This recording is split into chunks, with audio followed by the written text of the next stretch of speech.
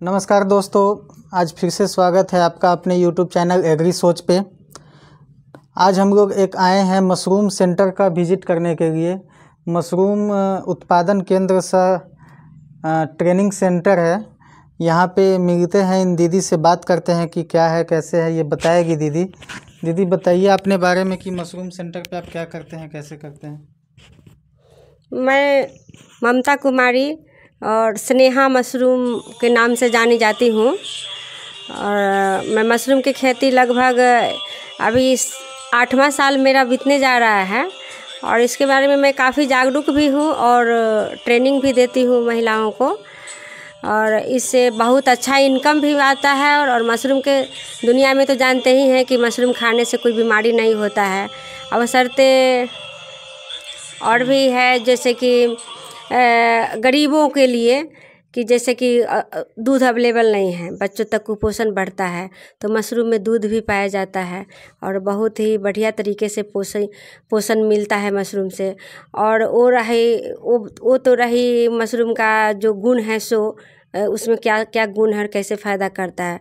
और उसके अलावा बेरोज़गार महिला हो या जेंट्स हो, कोई भी हो, इसके लिए कोई बात नहीं है।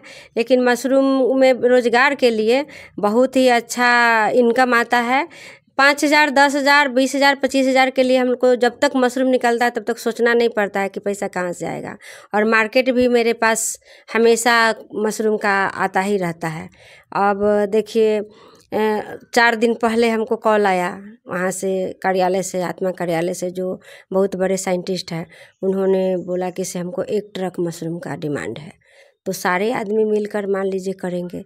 20 आदमी है, 25 आदमी है, 50 आदमी है, 100 आदमी है, तो सारे को इकट्ठा करके सेल कर देंगे। और दिक्कत ही नहीं है मशरूम के दुनिया में। रोज़गार का दिक्कत ही नहीं है, बेरोज़गारी का तो नाम ही नहीं है। बशर्ते मशरूम को जाने, हम लोग को जानना मशरूम बहुत ज़रूरी है कि मशरूम है क्या और कैसे इस रोज़गार को हम आगे बढ़ा सकते हैं। और मशरूम को ट्रेनिंग भी देते हैं। और 3 क्वालिटी का मशरूम मेरे यहाँ उगाया जाता है। जैसे ओएस्टर है, बटन है, मिल्की है, तीनों मशरूम अभी उगाया जाता है। और सिटाके पर भी चर्चा चल रही है, उस मशरूम का भी हम लोग अब करेंगे। कुछ आदमी बोले कि गए थे पटना तो उन्होंने बताया कि यहाँ ज्ञान भवन में जो लाया हुआ था उद्यमी योजना में, तो उन्होंने बताया कि इसके अलावा भी आप कीड़ा जड़ी मशरूम है उनका भी हमने देंगे। तब बोले कि ठीक है, हम लोग के पास इतना बढ़िया सिस्टम नहीं है। हम लोग खुद एक मतलब कि क्या बताया जाए, जैसे कि मनी का प्रॉब्लम रहता है, बहुत ज़्यादा प्रॉब्लम रहता है। हम लोग उतना अच्छा पैसा वाला है नहीं कि हम लोग हमेशा कहाँ से इकट्ठा करें। लेकिन हाँ, मशरूम के दुनिया में एक बता सकते हैं कि हम पूरा फैमिली को भी चला सकते हैं, साथ में अपना बच्चों को भी पढ़ाते हैं और कभी कोई तरह का दिक्कत नहीं आने देते हैं। हमेशा ट्रेनिंग भी होता रहता है, सरकार की तरफ से फंड भी आता है। जैसे कि अभी रूम बनाने के लिए एक फंड मिला था, जिसमें 1,20,000 का था, तो हमको सिर्फ 80,000 रुपये मिला।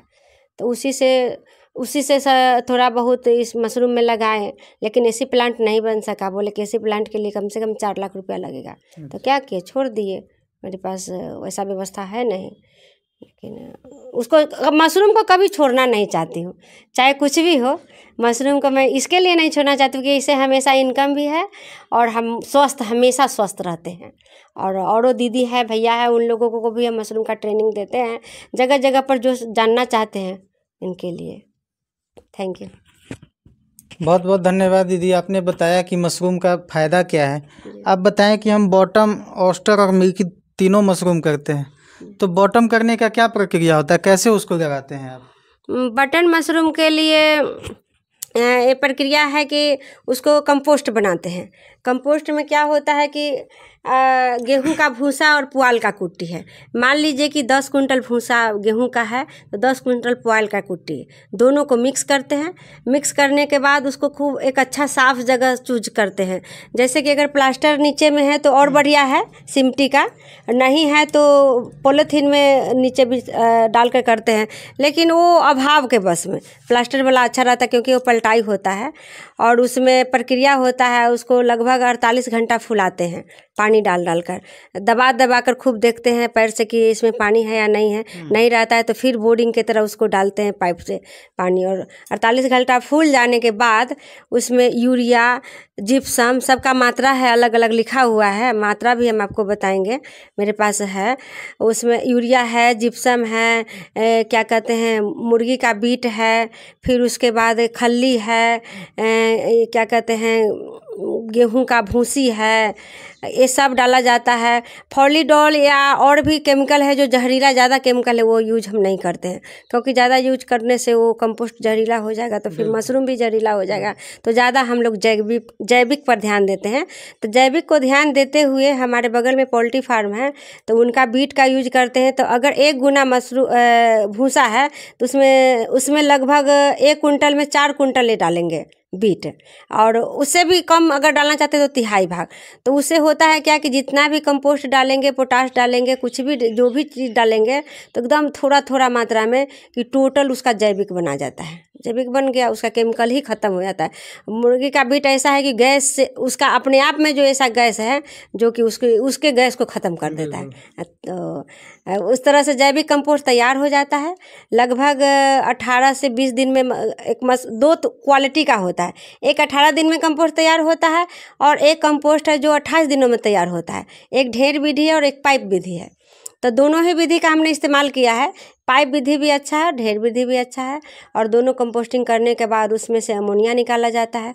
अमोनिया निकालने का भी प्रक्रिया है, बहुत सिंपल है, उसको कुछ करना ही नहीं है। सिर्फ उसमें जो दुर्गंध आता है उसको छोड़ देते हैं हवा में निकालने के लिए। ढेर निकालने के बाद उसको खोल देते हैं, ओपन करने के बाद पैक किया जाता है। तो पैक को खोल देते हैं, खोलने के बाद वो अपने आप क्या कहते हैं 2 दिन के अंदर में टोटल माइसेलियम अमोनिया उसका निकल जाता है। और उसके बाद वो बिजाई के लिए तैयार होता है। तो फार्मोलिन का प्रयोग करते हैं। बिजाई से पहले उसको फार्मोलिन का घोल बनाकर उस पर स्प्रे करते हैं।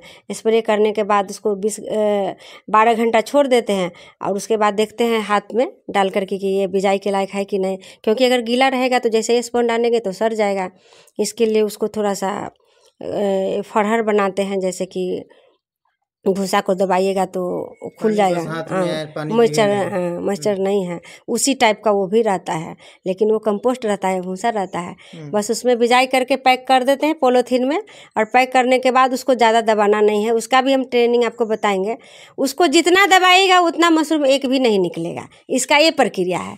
और वेस्टर और मिल्की में है कि जितना दबाएंगे उतना अच्छा मशरूम आता है, इसको दबाना ही बहुत कम है। और उसके बाद कंपोस्ट का ये सब रेडी हो गया, स्पॉनिंग के लिए पॉलीथीन तैयार हो गया। और उसके बाद फिर ये बनाते हैं कोकोपीट है। कोकोपीट से हम केसिंग लेयर तैयार करते हैं, केसिंग बनाते हैं। उसमें चूना और जिप्सम मिलाते हैं कोकोपीट में, एकदम बढ़िया से खूब हाई क्वालिटी का वो टोटल चीज़ बना देते हैं।